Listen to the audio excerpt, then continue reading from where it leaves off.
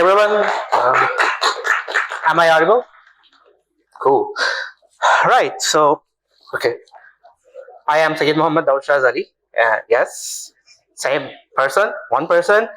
And fun fact about my name. So when Pycon PK website was going up, so one of the folks reached out to me and he said that your name is too long. Can you give a shorter version that we can have on site?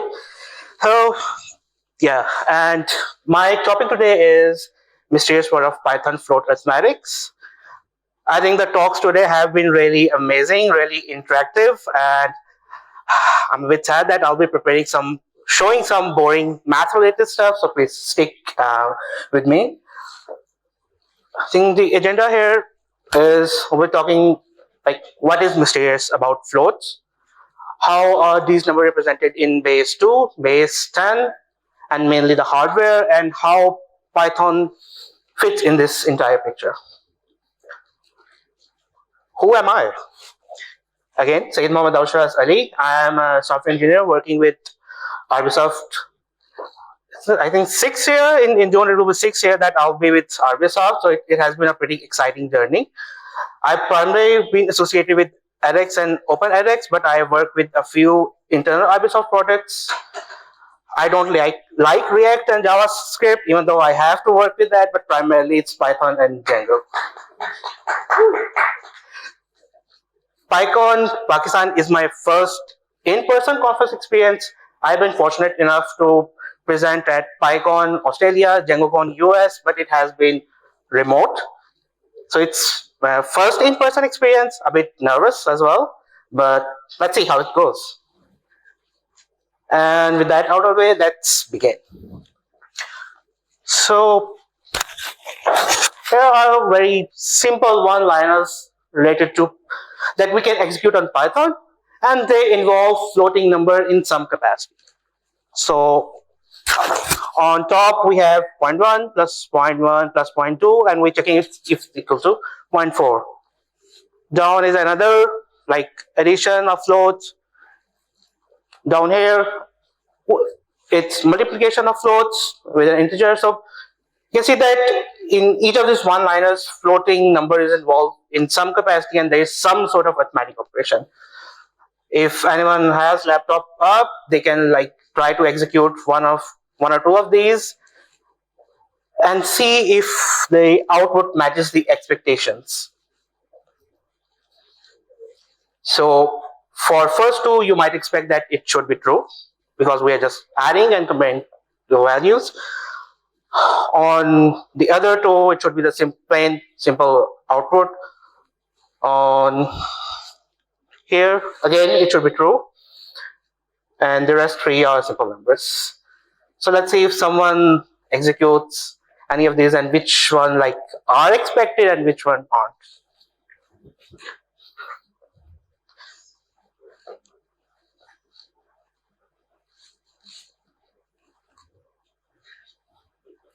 I think if you can try out the first two, it might give an idea like what's going on.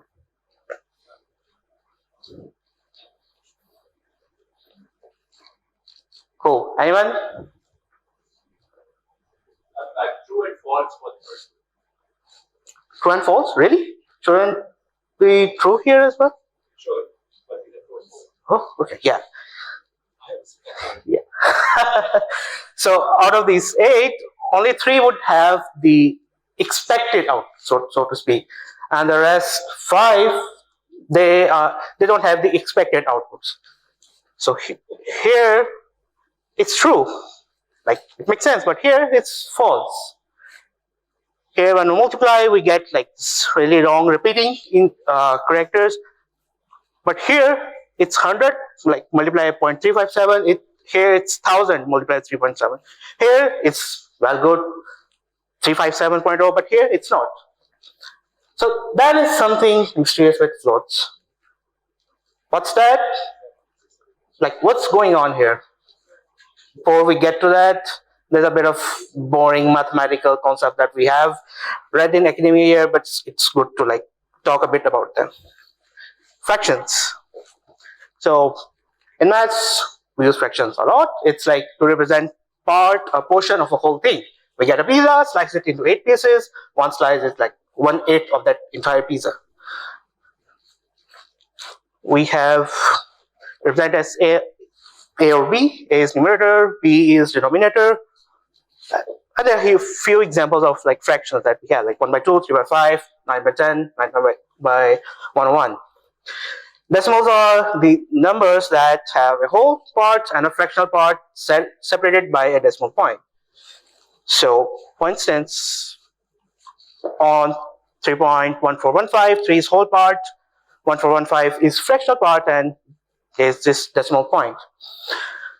Why am I talking about fraction and decimals here? Because primarily there are rational numbers or rational fractions that fraction and decimal are mostly interconvertible, but we'll focus on fraction to decimal conversion part here, that when we convert that, sometimes we get finite repeating decimals, and in some cases we get infinitely repeating decimals. What am I talking about? So let's say 1/2 we can represent as 0.50, 1/4 0.25, but 1/3 cannot truly be represented in decimal. We can have 0.333 or like 0.33333 or 0.333, so on. The more threes we have, the more closer it would be to 1/3, but not quite equal to that. There's a like bit of Persian error when we're doing this conversion, and that's where the mysteriousness in floats generate, the thing that we saw at the beginning. But how these numbers are represented in hardware also add a bit of complexity there as well. We'll get to that. So far we've been like talking about base 10, but on hardware, since everything is in 0, 1, floats also need to be represented in base 2 or 0, 1 as well. And the same finite and infinite pattern that we saw with decimal, that also exists with binary as well. So for some base 10 number, we can convert, like they have finite pattern, but for some it's infinitely repeating, sometimes patterns might change, so on and so forth. How are these numbers represented in hardware? That's the like main thing. For that, there is IEEE 754 standard. It's actually an old standard that is used for 32-bit float representation. I'm using this as an example because it makes explaining some calculation easy. There are IEEE 754 2008 standard as well that allows 64 bits. They're also for 128 bits as well. But the point being here is that in this 32 bits, we're using 1 bit to represent sign. It's like plus or minus. The next 8 bits are for the exponent part, and the rest bits are for the fractional part. So we have to like round off fractional bits into those 23 bits. Anything that is greater than 23 bits, it will get discarded eventually, and we'll have to round it off. So there is two things. One, this repeating pattern, so that's there as well, and then out of that repeating pattern, we can only have a certain part of that on our hardware. So that leads to the same, like the mysterious behavior that we saw at the start, that okay, sometimes the thing that seems obvious, they are not that obvious. Something can go unexpected. I think we can see an example of how a base 10 number is represented in IEEE 754. And we can take this 10.1 as an example. So the process is that we start with converting our whole part and fractional part into binary. So here 10 is our whole part, and we'll follow the typical conversion process: divide by 2, remainder, take the quotient and divide by 2 again, and repeat this process until we are left with 0 here, and whatever value we have, we write in reverse, and that's our value in binary. I think that's pretty plain, but when we're talking about fractional part, it can get a bit interesting. So we have 0.1. So the process follows that we multiply this value with 2, we get 0.2. So whatever part that is after the decimal, we now multiply that with 2. We're keeping the part before decimal as something that will be our binary output. So now we get 0.4. Here is 0.4 multiplied by 2, 0.8, 0.8 multiplied by 2, 1.6. So now here we are taking 0.6 multiplied by 2, 1.2. Here we'll take 0.2 multiplied by 2, and so this pattern keeps on repeating until we get 1 here. But this is an example where we are not getting 1. We are getting a pattern here. So 0.4, 0.8, this pattern will start to repeat quite instantaneously, and it will keep on repeating. So we'll write a few portion of that pattern, and we'll bring together both fractional and whole and fractional part side by side. But the conversion process does not stop here. We're not done yet. Next, we'll have to shift the decimal point until there's only 1 before decimal. So either we shift the decimal point to the right or to the left. So in this case, since we have some stuff to the left of decimal, so we'll move decimal 3 points to the left. So by moving this, we get an expression like this one. Next, since we can only store this in this part in 23 bits, we'll have to round off the pattern and get the stuff in 23 bits. So I've highlighted this, these would be 23 bits, but the bit immediate after 23 bit is 1. So we'll have to round off our bits here as well. So our output is not going to be 0, 1, it's going to be 1, 0. So we'll have to round off and keep the output in those 23 bits. Next, we calculate the biased express. And in 754, it's a constant value of 127. We add 127 to the number of places that we have moved.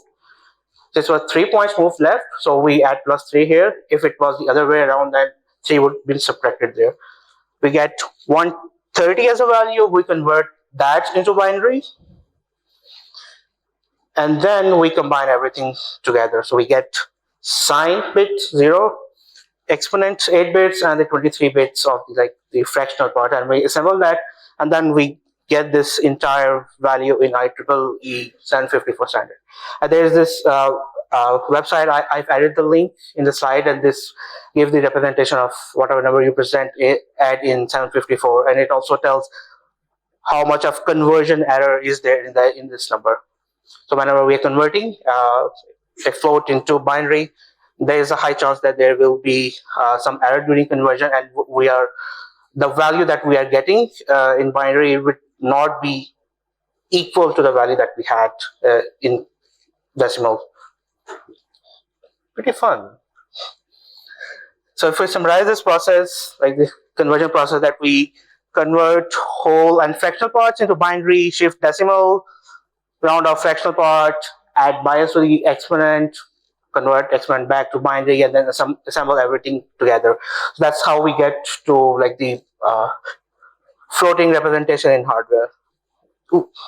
And that's the 2008 standard that I was talking about earlier. So here we can store the floating point in 64 bits, and this allows us to have a wider array or wider array range of floating point that we can store in hardware, but still we are limiting that 52 bits. Anything that goes after 52 bit, it will still need to be rounded off, and then there will still be rounding off errors.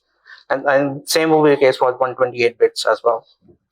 So we established that floats are represented as approximation in majority of cases. There will be degree of precision error because of hardware limitation, and because it's a hardware limitation, this challenge or this problem is not solely related with Python. It happens with C as well, JavaScript, and other languages as well.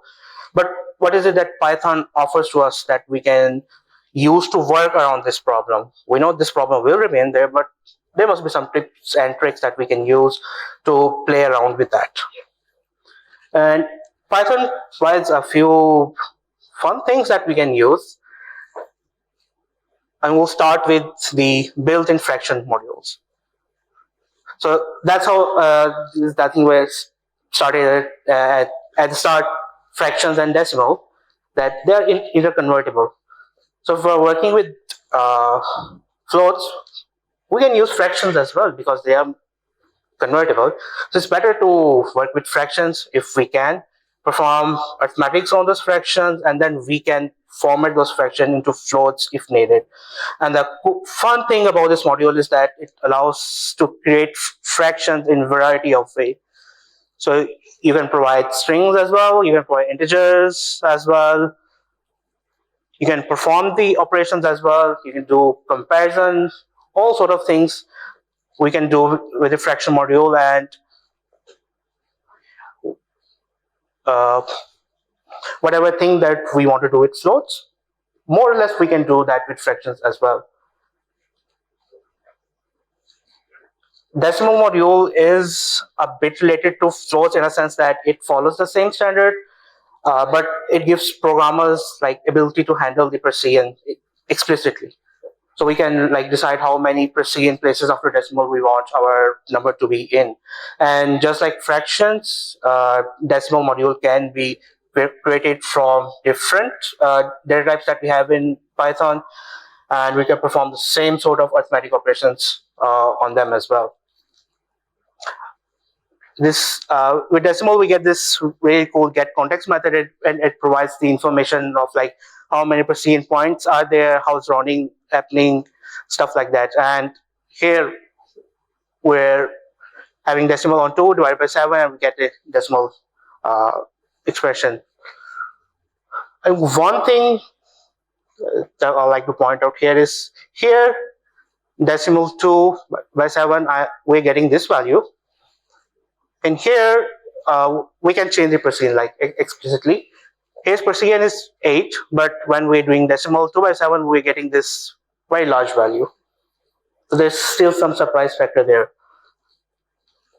How decimal does this round off? It's only after the arithmetic operation.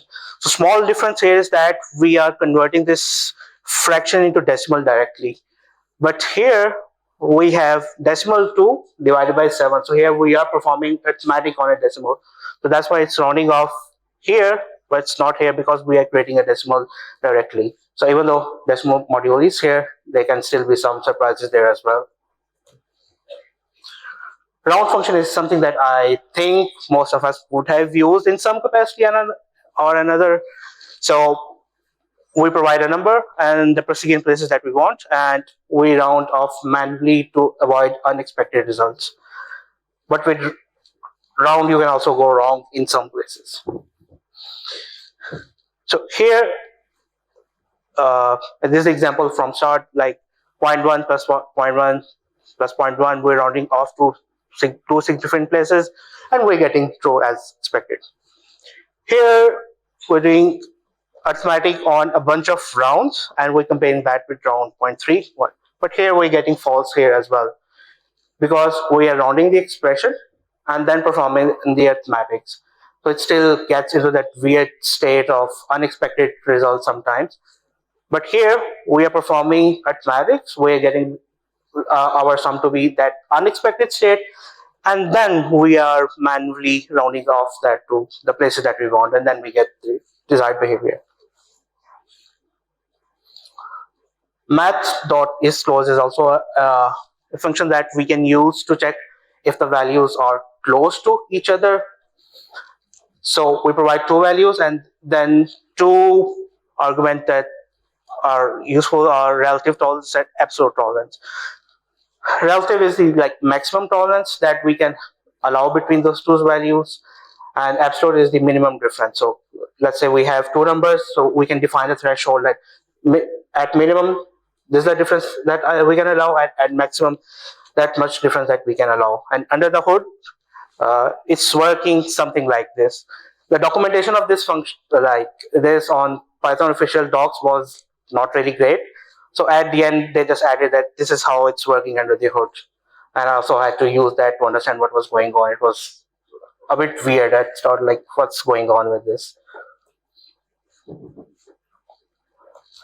think the last thing it related to unit testing. So the thing that we've been talking about was mostly something that we can use in our regular code, but we can also use something that is provided in the unit test as well. When we unit testing, it's assert almost equal and assert not almost equal. And what it does is that it takes two numbers, the decimal places that we want to check against, or we can also provide a certain delta or difference. So how it works is that it takes the difference of those numbers, round off to the provided decimal places, and then compare how close, if it's equal to 0 or not. And if it's not, it raises the assertion if we are checking the equalness, or it does not if we are checking this. We can only like provide decimal places or delta. We cannot like provide both at the same time. It raises error in that. And with delta, it's like the difference that we can expect, it the minimum difference between the number that we can allow. Cool. Closing card. So I am right on time, I think. Floating approximation is weird, and it can cause application to behave unexpectedly. I think us being developers and programmers, unexpected behavior is more dangerous than the expected behavior that we can have against bad input. So how I stumbled across this particular problem was that I was working on speed programming problem that was, I think, modified version of coin change problem. And the coins were like in this fraction, like 0.01, 0.02, 0.5.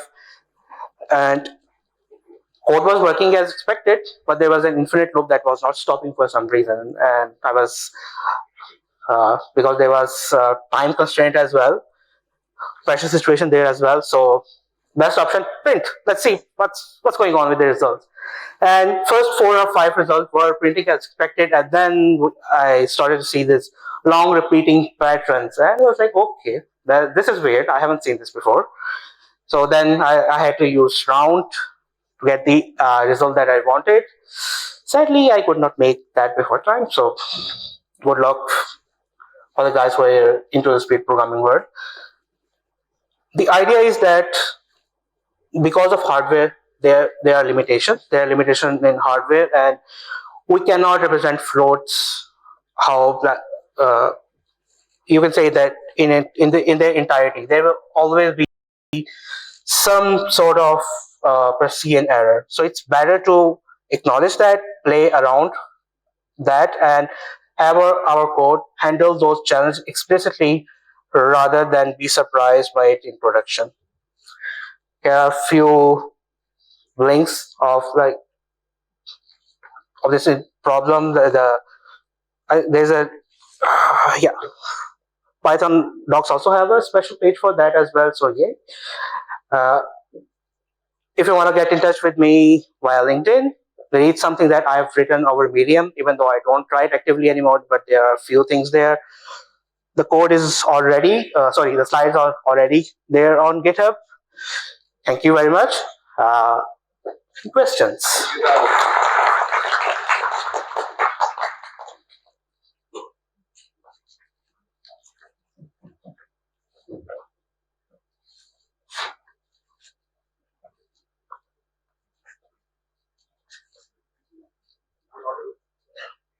Not yet. So my question about the workaround. Yeah. Yeah. I think a bit. Yeah. So my question is about the workaround, the round. I mean, like looking at that round, does it like give us something about the decimal number, or does it return a floating point number? Because if it returns a floating point number, then the problem is still there. But it's still manually rounding off to the places that we are specifying. So I think the problem, if we go back at this start,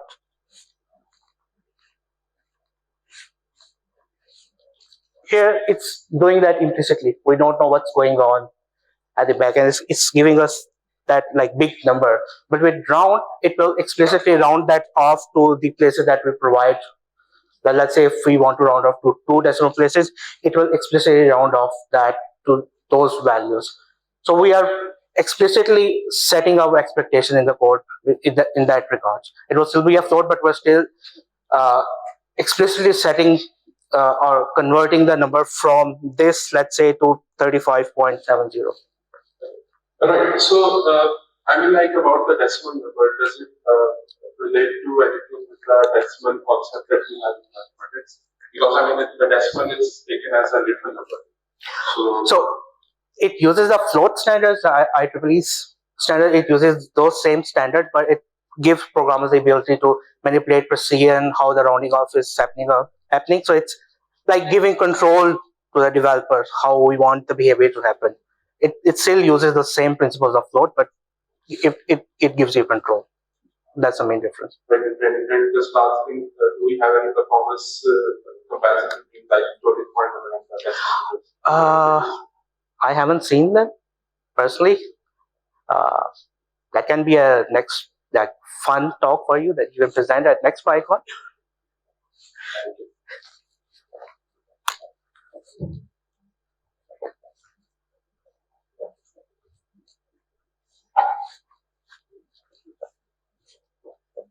Okay, so thank you for the presentation. So my first question was already asked. The second question is that in decimals, you say we can specify the precision, right? So is that arbitrarily can be specified, or is it limited, right? I haven't seen the exact limitations on that, but by default it's 28. We can provide whatever value we want, but still we are limited by the number of bits that we can have for that part. So I think there will be some sort of upper bound. I'm not sure about that. Okay. I was curious about you showed this screenshot of the website that showed the Yeah. Can you go back to that, please? Right, this one. Yeah. So I'm wondering, so if you give it some decimal representation, it will know value is, but also tell you a larger node value, which it usually error. Yeah. So where is that larger, more precise value coming from? Is it just using a larger bit to compute that value? Because if the machine is limited, you should not be able to compute that larger value. Yeah, so everything is approximation. So here, yeah.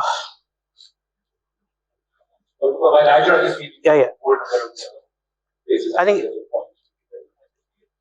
yeah.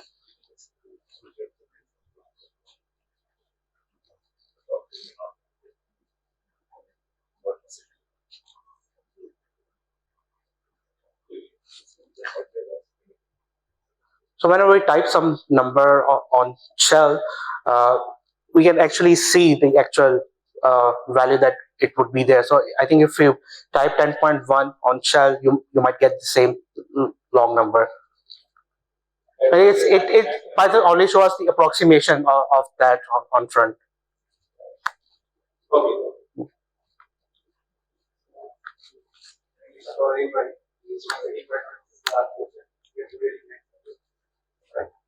okay, my question is regarding working with developers. So the scenario is I'm making an application that deals with the currency. Oh, where are you? Oh, sorry. Yeah. Go ahead. Okay.